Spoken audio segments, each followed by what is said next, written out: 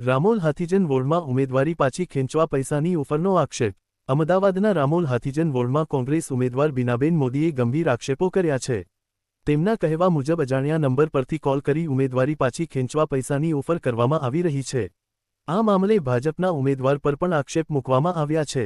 આ ઓફર નજીકના ઓળખીતાઓ મારફતે આપવામાં આવી રહી હોવાનો દાવો કરવામાં આવ્યો છે। જો કે આ આક્ષેપોની સ્વતંત્ર પુષ્ટિ થઈ નથી। જય હિન્દ, જય ભારત। મારું નામ બીનાબેન જયમીનભાઈ મોદી છે। હું 48 રામોલ હાથીજણ વોર્ડ કોંગ્રેસ સમિતિમાંથી ઉમેદવાર છું। મેં જ્યારથી પણ ઉમેદવારી ફોર્મ ભર્યું છે ત્યારથી મને એક અજાણ્યા નંબર પરથી ફોન આવે છે।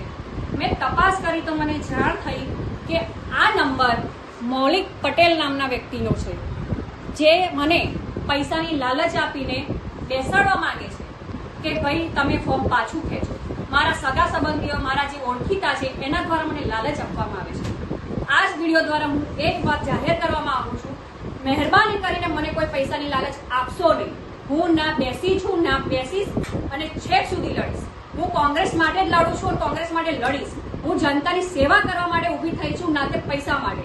અને જેને પણ મારી સામે લડવું હોય એ આવી જાય ઇલેક્શનના દિવસે, હું સામે મેદાને જંગ કરવા તૈયાર છું। જય હિન્દ।